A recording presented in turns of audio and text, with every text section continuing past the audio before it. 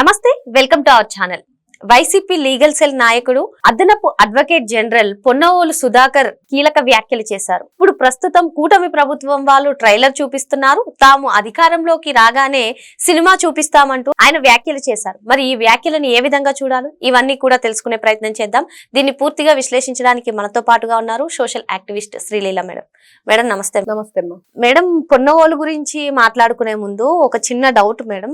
వైసీపీకి సంబంధించిన ఎవరైనా కానివ్వండి, నేతలు కానివ్వండి, నాయకులు కానివ్వండి, అదే విధంగా ఇప్పుడు లీగల్ సెల్ నాయకుడు కానివ్వండి, ఎలక్షన్స్ వస్తాయి, మేము అధికారంలోకి వస్తాము, ఇదే పాట పడుతున్నారు. నిజంగా ఎలక్షన్స్ వచ్చే అవకాశం ఉందా? 2029కి ఇంకా 4 సంవత్సరాల టైం ఉంది కదా మేడం. జగన్మోహన్ రెడ్డి ఏం చెప్పాడంటే కళ్ళు మూసుకొని తెరిస్తే చాలు ఇట్టే గడిచిపోతాయి అన్నట్లుగా. అలానే వీళ్ళు కలగంటున్నారు, కళ్ళు తెరిచి పట్టపగలు పగటి కళలు అంటారు కదా, అలాంటి కళలు అంటున్నట్టుగా వీళ్ళ మాటలు ఉంటున్నాయి.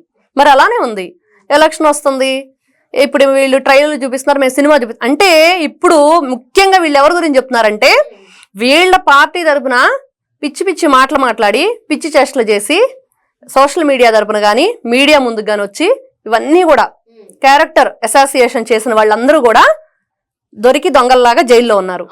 మరి వాళ్ళకు చూపిస్తాడా ఏంటి ఇతను సినిమా? అదే డౌట్ వస్తుంది.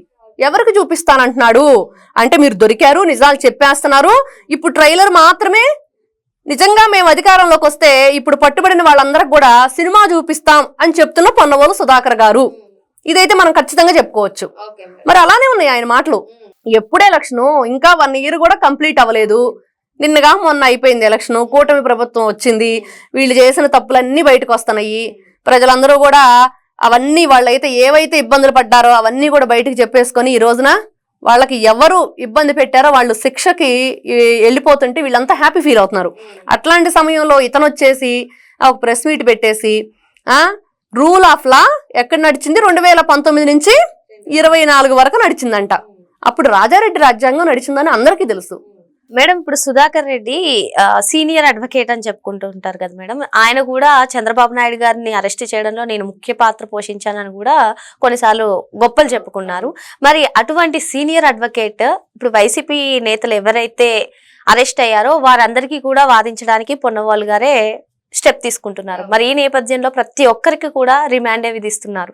అంటే ఆయన చాలా గొప్పగా వాదిస్తారు, కాళ్ళకు వేళ్ళకు ముడివేస్తారు అని కూడా మనం విన్నాము. మరి కాలుకేస్తే వేలికేసి, వేలికేస్తే కాలుకేస్తే అన్నట్లుగా ఉండిద్దని. కానీ అతని వైఖరి చూస్తుంటే ఇప్పుడే చెప్తున్నాడు, లంచ్ మోషన్ కి నేను అప్లై చేశాను, వాళ్ళు ఇప్పుడు అదే జరగబోతుంది, ఈ లోపుగా నేను ప్రెస్ మీట్ పెట్టానని చెప్తున్నాడు.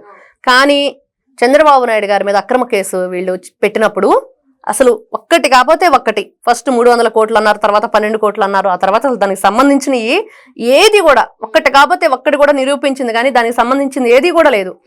అలాంటి వీళ్ళు గొప్పలు చెప్పుకోవటం, ఈ రోజున తమను తాము సమర్థించుకోవటానికి కానీ చేసిన తప్పుల్ని కప్పిపుచ్చుకునే ప్రయత్నమే కానీ దేంట్లో ఇతనికి మంచి ఇది ఉంది చెప్పండి? ఏదీ లేదు. పొన్నవోలు సుధాకర్ గారు మాట్లాడే మాటలన్నీ కూడా ఈ రోజున అతను ఎవరికి లాయర్గా ఉన్నారు? ఎవరికి? అక్రమ ఆస్తుల కేసులో ఎన్నో కేసులున్న జగన్మోహన్ రెడ్డి 16 నెలలు జైల్లో ఉండొచ్చి 12 సంవత్సరాల నుంచి బెయిల్ మీద తిరుగుతూ కోడి కత్తి కేసులో సీన్ని ఇరికించి అక్కడికెళ్ళి నువ్వు కోర్టులో ఏది కూడా పాపం అతనికి సంబంధించి చెప్పకుండా సొంత బాబాయిని గొడ్డలి పోటీకి గురి చేసి ఎటువైపు చూసుకున్న రాష్ట్రంలో ఏమీ ఎరగని డాక్టర్ ఆయన ఉన్నాడు కదా సుధాకర్ గారు, దళిత డాక్టరు, అతన్ని అమానుషంగా చంపేశారు. అతను చావుకు కారణమైంది. ఒకవైపు చూస్తే తల్లికి చెల్లికి న్యాయం చేయకుండా బాబాయి మర్డర్ కేసులో ఎటువంటి దాఖలాలు లేవు ఇంతవరకు కూడా. ఈ రోజు ఇట్లాంటి వాళ్ళ తరపున లాయర్గా ఉన్న పొన్నవోలు సుధాకర్ గారు మాట్లాడుతుంటే నిజంగా హాస్యాస్పదంగా ఉంది. ఇప్పుడు పొన్నవోలు ఏదైతే అన్నారో, ఇప్పుడు కూటమి ప్రభుత్వం వాళ్ళు ట్రైలర్ చూపిస్తున్నారు, మేము అధికారంలోకి రాగానే సినిమా చూపిస్తామంటున్నారు మేడం. ట్రైలర్ చూపించడం అంటే ఆయన వ్యాఖ్యలను ఏ విధంగా అర్థం చేసుకోవాలి మేడం? ఇప్పుడు వాళ్ళు ఏం చేశారు అధికారంలో రాగానే?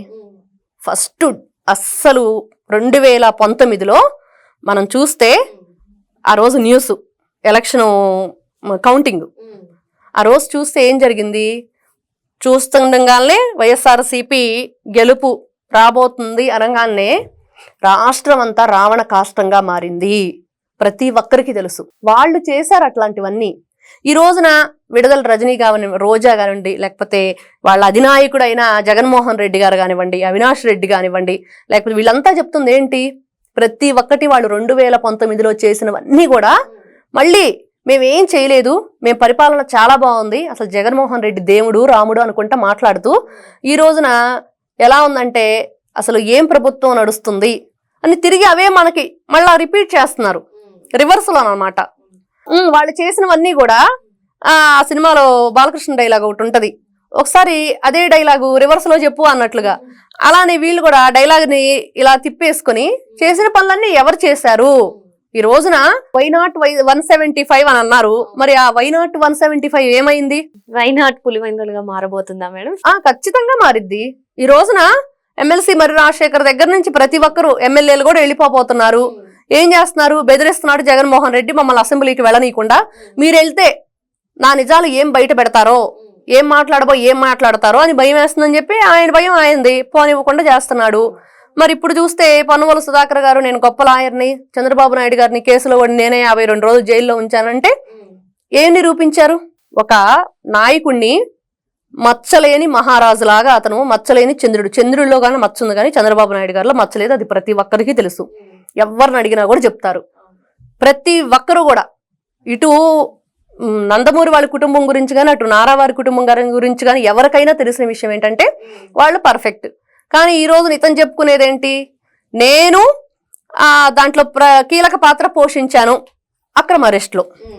మరి ఈ రోజున చూస్తే ఇతను వాదిస్తున్న కేసులన్నీ కూడా వల్లభనేని వంశీ, పోసాని కృష్ణమురళి, ఒకవైపు చూస్తే వర్రా రవీంద్రారెడ్డి, ఆ సుధారెడ్డి రెడ్డి గారు అమ్మాయి, వీళ్ళందరూ ఏం చేశారు? ఏం చేసి వీళ్ళు జైలుకు వచ్చారు అని అంటే అన్ని తప్పులే. ప్రతి ఒక్కటి పిచ్చి మాటలు మాట్లాడటం, అలాగే పిచ్చి డబ్బుల కోసం పిచ్చి పిచ్చి వేషాలన్నీ, ఫోటో మార్ఫింగ్ దగ్గర నుంచి అవన్నీ చూస్తూ ఉంటే ఈ రోజున పోలీసులు కూడా ఎంతో దిగ్భ్రాంతికి గురయ్యి ఇంత భయంకరంగా వీళ్ళు పోస్టులు పెట్టారు అని. వర్ర రవీంద్రారెడ్డి ఇంకా రాలేదు, రెడ్డి గారు అమ్మాయి సుధారాణి ఒక ఆడపిల్లగా ఆ అమ్మాయి అలానే చేసింది. మరి వీళ్ళు దోచుకొని ఈ రోజున కోకొల్లలుగా బయటకు వస్తున్నాయి. అసలు పన్నువల సుధాకర్ గారు ఏం మాట్లాడతారో ఆయనకి అర్థం కావట్లా.